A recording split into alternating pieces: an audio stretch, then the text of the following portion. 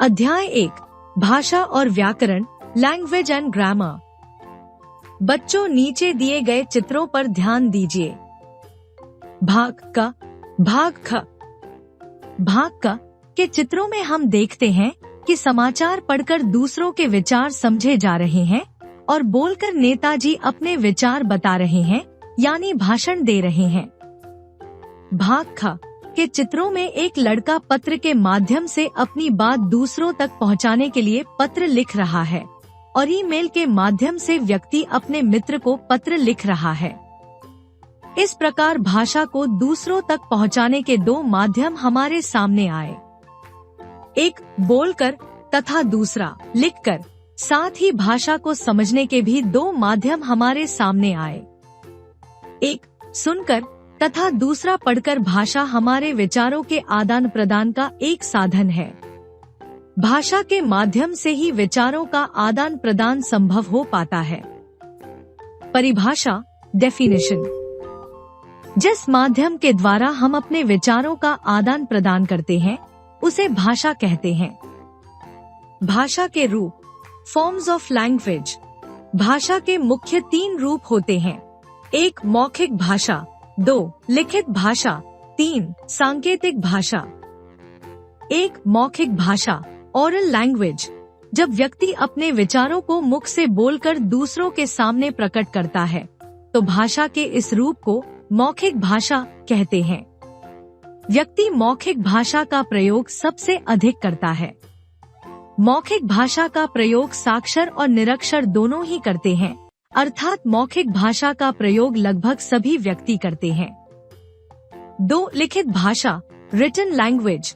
जब व्यक्ति अपने विचारों को लिखकर प्रकट करता है तो भाषा के इस रूप को लिखित भाषा कहते हैं। लिखित भाषा का प्रयोग केवल साक्षर लोग ही कर सकते हैं, निरक्षर लोग नहीं। किसी तथ्य या विचार को वर्षों तक सुरक्षित रखने के लिए लिखित भाषा का ही प्रयोग किया जाता है। 3 सांकेतिक भाषा, सिंग लैंग्वेज। जब व्यक्ति अपने विचारों को संकेतों के द्वारा प्रकट करता है तो भाषा के इस रूप को सांकेतिक भाषा कहते हैं। जैसे मुख बधिर लोग संकेतों, इशारों और मुख भंगिमाओं के माध्यम से अपने विचार व्यक्त करते हैं तथा सड़क पर यातायात पुलिसकर्मी हाथों से संकेत करके वाहनों को रुकने या जाने के लिए कहता है। बोली, डायलेक्ट। भाषा जैसे जैसे विकसित होती जाती है वैसे वैसे विस्तार पाती है तथा उसका क्षेत्र भी बढ़ता जाता है। इस कारण उसमें परिवर्तन आते रहते हैं। ये परिवर्तन किसी अन्य छोटी भाषा को जन्म देते हैं। ये छोटी भाषाएं बोली कहलाती हैं। परिभाषा, डेफिनेशन। भाषा का क्षेत्रीय रूप बोली कहलाता है। लिपि, स्क्रिप्ट। हम अनेक भाषाओं को पढ़ते तथा लिखते हैं। भाषा को लिखित रूप देने के लिए मूल ध्वनियों के संकेत रूप में कुछ चिन्ह मान लिए जाते हैं जो वर्ण, लेटर कहलाते हैं। इन चिन्हों का एक निश्चित क्रम होता है तथा उस क्रम की एक निश्चित व्यवस्था होती है। भाषा के इन चिन्हों को लिखने के ढंग या तरीके को लिपि कहते हैं।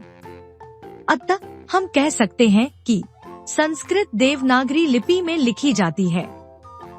हमारी राजभाषा हिंदी है जो देवनागरी लिपि में लिखी जाती है। पंजाबी भाषा गुरुमुखी लिपि में लिखी जाती है। अंग्रेजी रोमन लिपि में लिखी जाती है। परिभाषा, डेफिनेशन। भाषा को लिखने की विधि लिपि कहलाती है। व्याकरण, ग्रामर। शुद्ध भाषा लिखने की जानकारी हमें व्याकरण के ज्ञान से प्राप्त होती है। आइए जानें कि हमारे लिए व्याकरण का ज्ञान क्यों आवश्यक है। का शुद्ध वर्ण ज्ञान के लिए।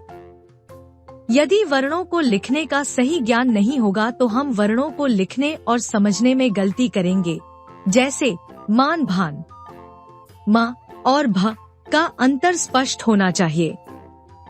ख शुद्ध शब्द ज्ञान के लिए। प्रत्येक वस्तु का एक नाम होता है। उस नाम का ज्ञान न होने से हम उस वस्तु के विषय में कही गई कोई बात समझ नहीं पाएंगे। इसी प्रकार क्रिया शब्दों का ठीक ज्ञान न होने से भी क्या कार्य हो रहा है हम समझ नहीं पाएंगे। ग शुद्ध वर्तनी का ज्ञान प्राप्त करने के लिए। कवि, मति आदि शब्द अशुद्ध वर्तनी के उदाहरण हैं। हम पर्वत के लिए गिरी कहना चाह रहे हैं और लिख रहे हैं गिरी, तो उसका अर्थ दूसरा हो जाएगा, जैसे कविता छत से गिरी। घ शुद्ध वाक्य प्रयोग के लिए। अशुद्ध वाक्य। राधा पढ़ता है। राधा स्त्रीलिंग का शब्द है, अतः क्रिया भी स्त्रीलिंग की होनी चाहिए। शुद्ध वाक्य, राधा पढ़ती है। दौड़ रहे हैं बच्चे। यहाँ दिए वाक्य का क्रम गलत है। शुद्ध क्रम होगा बच्चे दौड़ रहे हैं। रवि कुत्ता मारा। कारक का उचित ज्ञान न होने से अशुद्धियां होती हैं। यहाँ वाक्य का अर्थ स्पष्ट नहीं हो पा रहा है। अर्थ स्पष्ट करने के लिए लिखना होगा रवि ने कुत्ते को मारा। परिभाषा, डेफिनेशन। वह शास्त्र जो हमें वर्णों, शब्दों और वाक्यों के शुद्ध प्रयोग की जानकारी देता है, व्याकरण कहलाता है। व्याकरण के अंग, पार्ट्स ऑफ ग्रामर। एक वर्ण विचार, फोनोलॉजी। इसके अंतर्गत वर्ण, वर्णमाला, वर्णों के भेद, उनके उच्चारण तथा संयोग की रीति आदि पर विचार किया जाता है। दो शब्द विचार, एटिमोलॉजी। इसके अंतर्गत शब्दों के रूप, भेद, महत्व, उनकी उत्पत्ति और रचना आदि पर विचार किया जाता है। तीन वाक्य विचार, सिंटैक्स। इसके अंतर्गत वाक्य भेद, वाक्य विश्लेषण, वाक्य रचना तथा विराम चिन्ह आदि पर विचार किया जाता है। एक नजर में। जिस माध्यम के द्वारा हम अपने विचारों का आदान प्रदान करते हैं, उसे भाषा कहते हैं। भाषा के तीन रूप होते हैं, मौखिक भाषा, लिखित भाषा और सांकेतिक भाषा। भाषा का क्षेत्रीय रूप बोली कहलाता है। भाषा को लिखने की विधि को लिपि कहते हैं। वह शास्त्र जो हमें वर्णों, शब्दों और वाक्यों के शुद्ध प्रयोग की जानकारी देता है, व्याकरण कहलाता है। अभ्यास। एक सही विकल्प पर टिक लगाइए। क भाषा के मुख्य कितने रूप होते हैं? अ 2, ब 3, स 4, द 5। ख भाषा के क्षेत्रीय रूप को क्या कहते हैं? अ बोली, ब लिपि, स संस्कृति, द इनमें से कोई नहीं। दो रिक्त स्थानों की पूर्ति कीजिए। क मन के भावों को प्रकट करने का साधन है। ख मौखिक भाषा जाती है। ग लिखित भाषा जाती है। घ व्याकरण द्वारा भाषा के रूप का ज्ञान होता है। ड भाषा को लिखने का ढंग कहलाता है। 3 निम्नलिखित वाक्यों के सामने मौखिक भाषा या लिखित भाषा जो उचित हो लिखिए। क कवि नरेंद्र सिंह ने कविता सुनाई।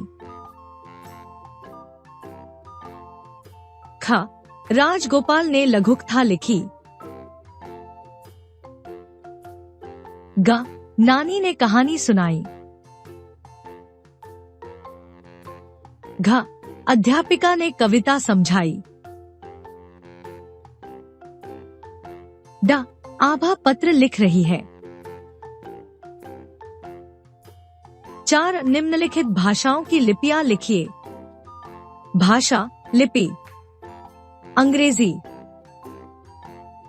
उर्दू, पंजाबी, हिंदी, मराठी, संस्कृत। 5 हिंदी भाषा से आप क्या समझते हैं? स्पष्ट कीजिए।